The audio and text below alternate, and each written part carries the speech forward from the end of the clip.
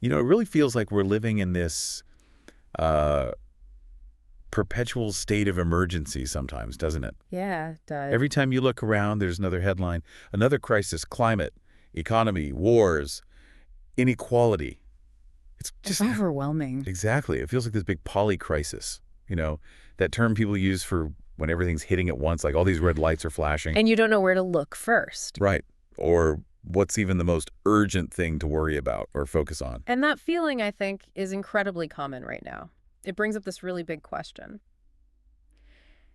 With all that noise, all these things that feel like threats, what are people around the world actually most concerned about? Like, what's genuinely keeping them up at night if you look at the data? Yes. And that's exactly what we're trying to get at in this deep dive. We've been digging into a whole set of sources. Some big global surveys, academic work. Yeah, an analysis from a book that sort of pulls it all together, trying to, cut through that noise a bit. The whole idea is to step back from our own bubble, maybe, or what the loudest voices are shouting about, Right. and actually listen to what tens of thousands of people are saying about their own worries. We're not trying to dismiss anyone's fears, obviously, but use this bigger picture to get a clearer perspective. Maybe even challenge some of our own assumptions about what the big problems are. So we're talking about things like the Ipsos What Worries the World survey. That's the really big one, right? It's huge. Over 30,000 adults every month across loads of countries. And there are similar surveys, too, like one that covers China specifically. Okay, but the sources do mention that even these massive surveys have limits. Oh, absolutely. They can't capture everyone. They might lean a bit more towards, say, urban populations or people who are more connected online in some countries. And they don't cover every single nation on Earth. No, definitely not. But it's still a really significant snapshot. It gives us this much, much wider view than we'd normally get. So our mission here, for you listening, is to unpack all this with you, pull out the key insights, and try to understand what this data might be telling us about the crises we face, and maybe what it suggests about, our collective future. Let's get into it. Okay, let's unpack this. So when you look at these surveys, over time, there are definitely concerns that just keep popping up at the top, right? That's right. And you can see how they shift, which is also interesting. But pulling the data together, the things people consistently say worry them the most are, well, first up, Inflation. The data showed this really sharp spike after 2016, didn't it? Became the #1 global concern. yeah, for 21 months straight by the end of 2023. That tells you something about widespread economic pain. Absolutely. And right up there with it, sometimes even higher, is poverty and social inequality. Always high. The sources point out it's consistently around, say, 30% of people globally citing it as a top worry, year in, year out. Then there's unemployment. That Ipsos survey showed it was actually the biggest concern globally since they started tracking in 2010. Yeah, though its lead has shrunk a bit lately. And obviously that one really depends on where you are in the world. Huge regional variation. And crime and violence. That's been rising as a global concern. Again, varies a lot by location, but it's a significant worry for many. Financial and political corruption, too. Yeah. Seems to be a constant hum of concern everywhere. Right. But really flares up in certain places. Definitely. And then things like military conflict and terrorism, they dominate headlines, obviously, when something happens. Understandably. But averaged out globally, they tend to rank a bit lower as a day-to-day worry for most people. Unless, of course, you live near a conflict zone, then it spikes dramatically. Right. And we're also seeing general health becoming more of a concern. Yeah, distinct from just COVID worries. And specific healthcare access issues, particularly, the sources say, in North America. Yeah. What I find really fascinating looking at this over time is just how adaptable these worries are, how they shift. Exactly. And those shifts might give us hints about, future problems or how things are changing right now. But here's where it gets really interesting, that paradox the sources highlight. While all these worries are apparently rising, basic global indicators, things like life expectancy, infant mortality, literacy, hunger, they've actually improved massively compared to our parents' or grandparents' generations. Right. By many objective measures, we're healthier, living longer, more educated, have more access to information than ever before. Oh, Huh. what's going on? How can we feel more worried when things, in some fundamental ways, look better? That contradiction. That takes us right into a deeper look at poverty and inequality, because the data shows it's this persistent crisis in people's minds, something they think we can fix or should fix. But then you have the official line, right? That extreme poverty has plummeted since the 1980s. So why is the concern about it still so incredibly high? Well, the sources kind of gently poke at that official story to look at the long-term data, and it seems to show poverty growing for centuries. And then suddenly, bam, this huge drop post-1980. The economic miracle. Yeah. And they suggest maybe, just maybe, part of that sudden drop is down to how things were measured, or the assumptions used. Not necessarily that everyone's lives suddenly improved dramatically overnight in quite the way the graph suggests. Okay, so questioning the measurement a bit. A little. But beyond that, they point to other reasons why the concern stays high. For one, simple demographics. The global population is still growing. Right, expected to peak later this century, around 2084, 2086, something like that. Exactly. So just more mouths to feed, more people needing resources.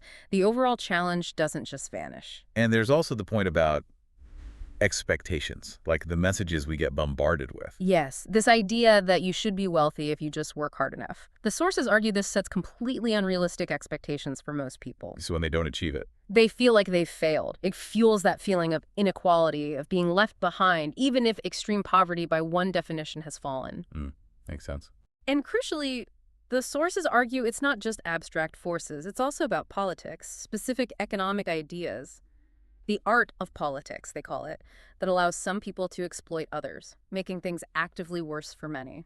And the reality is, things can get worse really quickly for people already struggling. We saw that so clearly with the cost of living crisis starting around 2022.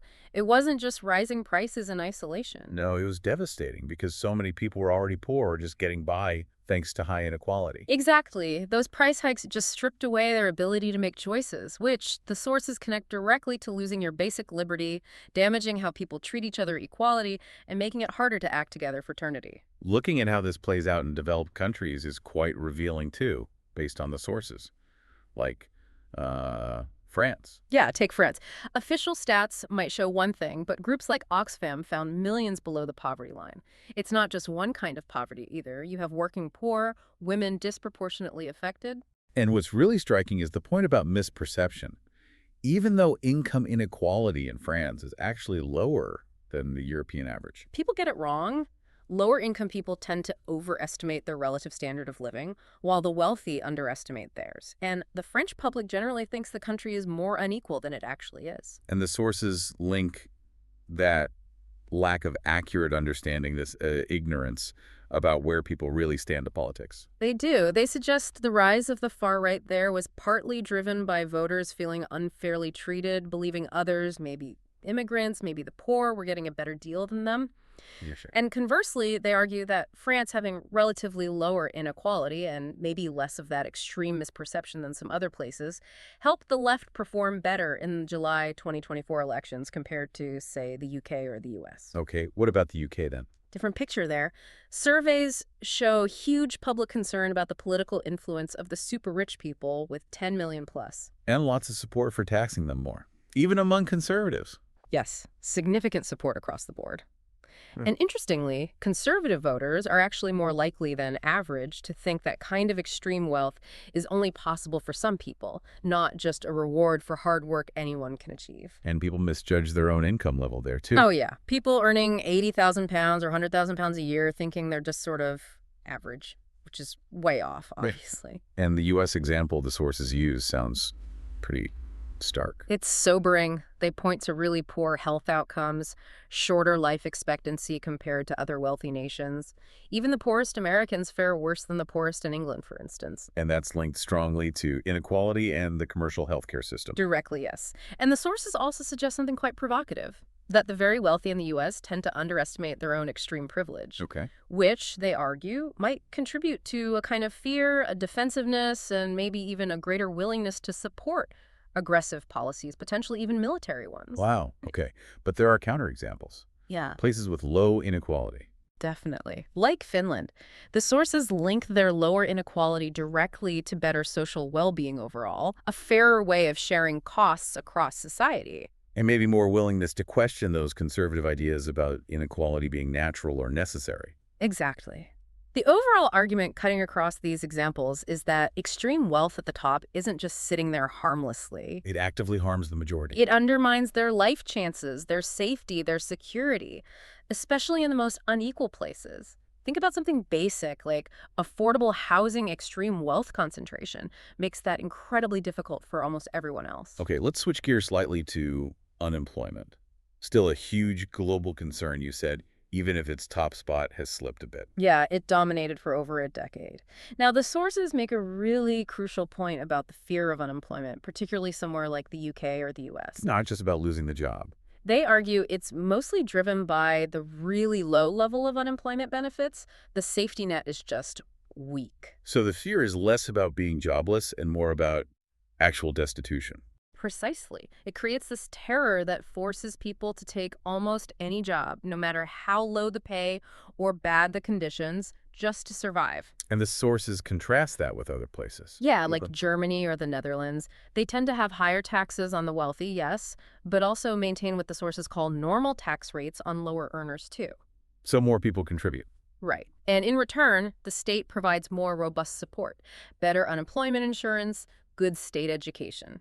The argument being, if the state provides that stronger safety net. The fear of losing your job isn't quite so terrifying. You know you won't immediately face starvation. Your kid's education isn't instantly at risk. And that allows for a fairer distribution of work. People aren't forced into desperation. That's the idea presented, yeah. More breathing room, less desperation. Okay. Now, crime, violence, and war. The survey showed crime and violence are actually a higher day-to-day worry for most people globally than war. Generally, yes. Though, again, highly dependent on where you live. Crime is a massive worry in Mexico or Sweden, for example. While war is understandably top of mind in Poland or Israel right now. Exactly. Proximity is key there. The sources also bring up state violence, don't they? Things like deaths in police custody, prison conditions. Yes. Highlighting the U.S. is particularly afflicted by this, and they link a society's tolerance for this kind of violence, including from the state.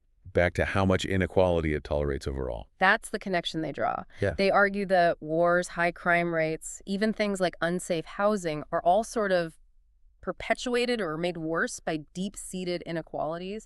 And crime levels generally have been rising globally recently. Okay, let's talk immigration. Worries about controlling immigration have also risen globally in these surveys. They have, and the sources use Brexit as a kind of case study here. Right. How do they frame that? They suggest it wasn't just one single thing, like intolerance or economics alone. It was more like a convergence of different anxieties. The real-world effects of inequality, people worried about fair work opportunities, and then this added layer of fear about immigrants, which, importantly, the sources argue, was largely a fabricated crisis. Stirred up by politicians. Yes, but one that felt very, very real to a lot of people on the ground. But the sources then push back on that fabricated narrative with actual data. They do. They point out that net immigration to the UK actually went up after Brexit, not down. Really? Why? Because, fundamentally, there was still a huge demand for workers in low-paid, often insecure jobs, care work, agriculture, hospitality. Jobs that perhaps locals couldn't afford to do or didn't want to do, given the pay and conditions relative to the cost of living. Exactly. So migration met that underlying economic demand. And the sources generally paint migration more positively. Very much so. They emphasize it's this huge life-changing decision for the people who migrate, often a necessity, and frequently a massive benefit to the receiving countries. Cities like London, whole industries rely heavily on immigrant labor. It can balance things out, create new demand. Yes. So the widespread fear often doesn't match the economic reality presented in the data. And it's not just right-wing politicians fanning these flames. No, the sources point out, maybe controversially, that sometimes environmental campaigners inadvertently contribute. How so? By drawing these very direct, sometimes maybe overly simplistic links between future climate change scenarios and predictions of huge mass migrations, framing it as an inevitable security threat. Even though the main drivers of recent refugee flows into Europe, for instance, were more immediate things. Primarily war and economic collapse, according to the sources, not directly climate change, although obviously the links between climate, resources, and conflict are incredibly complex and real. But the immediate trigger wasn't necessarily climate shifts. Okay, this next point from the sources. This sounds really striking and maybe quite surprising for a lot of us. climate change. Yeah, this is where it gets really interesting. Despite, record heat waves, constant media attention, You'd think concern would be sky high. you would. But the data apparently shows global public conviction on the need for urgent climate action is actually waning. Waning, really. Yeah. Fatigue seems to be setting in, particularly, they note, among young men. Overall, it's viewed as less important, less urgent than the other crises we've been talking about: inflation, jobs, crime. Why? What do the sources suggest is behind that? A key factor seems to be growing skepticism about affordability. Can we actually afford the transition away from fossil fuels, especially when people are already struggling with the cost of living? So people are maybe tuning out the voices of doom, feeling like they have enough immediate problems. That seems to be part of it. The sources argue that constantly hammering the message that climate change is the single biggest crisis, above all else, It can actually backfire. it can be counterproductive, yeah. It might alienate people who are genuinely terrified about paying rent next month or about crime in their neighborhood. For many, the sources suggest the real worst crisis is the one hitting them directly right now. And there's also a challenge in the sources to the common idea that it's only the poorest nations that suffer most from climate change. Right. They flip that argument. They suggest the rich actually have the most to lose. How so? Their vast accumulated wealth relies on stability. They're often more vulnerable personally to extreme heat, maybe due to demographics, older populations in richer countries, and just lack of acclimatization compared to populations who've always lived in hot climates. Interesting perspective. And the sources also link growing climate skepticism, particularly in the U.S. To what they see as sometimes exaggerated claims, like directly blaming specific wars or specific disasters solely on climate change, when the reality is usually much more complex. And maybe vague language in scientific reports. Yeah, they mention that too. Sometimes the language about potential future threats versus clearly measured current harms can be unclear, which can unfortunately erode public trust for some. What about biodiversity loss? Is that a concern? It is mentioned, yes. Though the data suggests it's often a higher concern for people who tend to have fewer other immediate fears, maybe the more secure, wealthier populations. Okay. And the sources kind of push back on certain conservation narratives. A little. They question the feasibility or even the framing of needing to drastically reduce human population quickly as the main solution for biodiversity. They reiterate that population is projected to peak later this century anyway. And major reports say the world can actually feed that peak population. Exactly. And they critique how population concerns are often directed towards poorer countries by people in richer nations. When it's the consumption patterns of the wealthy that are the much bigger driver of resource depletion and habitat loss. Precisely. They point out the wealthiest 1% are responsible for something like 15% of global carbon emissions. It's a consumption issue, primarily, not just a numbers game. So as we look across all these different worries people have, inflation, jobs, inequality, crime, climate, immigration, the sources seem to be saying they're not all separate boxes. Not at all. They argue many are connected by deeper underlying problems. Like trust, or the lack of it. That's a huge one. Right. The doubts people express about politicians being able to manage basics, health, housing, education, it's tied directly to a lack of trust. Not just in politicians, but maybe in institutions, even in each other. And countries where trust is higher, like the Nordic countries mentioned. They find it much easier to act together to build systems that actually look after people. Trust enables that collective action. And corruption, that financial and political corruption worry we saw in the surveys, that's directly linked to bad outcomes in housing, health, etc. Absolutely. Where corruption is high, trust plummets, and basic services tend to fail the majority. It's a vicious cycle. The sources also talk quite a bit about power dynamics, don't they? They do. They note how much focus there is on inequality, even among academics and elites. But they pose this quite challenging idea that maybe crises, or at least the way they're managed, often end up benefiting the already powerful. And they suggest that some dominant political or economic narratives, they call them liberal fairy tales at one point, quite provocatively, can become totally detached from the reality of how most people actually live and experience the world. And people are noticing this shift in power. It seems so. Surveys, like in the UK, show a growing belief that the super rich now hold more real power than elected governments. That's a significant shift in perception. So pulling all this analysis together, what's the big takeaway from the sources about the next crisis we're always hearing about? Well, their powerful claim is the next crisis isn't some new unknown thing lurking around the corner. It's already here. Meaning? It's the combination and the intensification of the crises we're already living with: the inequality, the insecurity, the environmental pressures, the lack of trust, all interacting and potentially getting worse. And the solutions, are they just as complex and out of reach? This is maybe the most hopeful, yet also frustrating part of the analysis. The sources argue that solutions aren't some futuristic mystery we need to invent. They already exist. In many ways, yes. Ideas and practices rooted in collective well-being, fair distribution, stronger communities. They've been developed over centuries through social movements, shared knowledge. But they get resisted. Resisted, ignored, undermined. Because, the sources argue, the current way crises play out actually benefits certain powerful interests.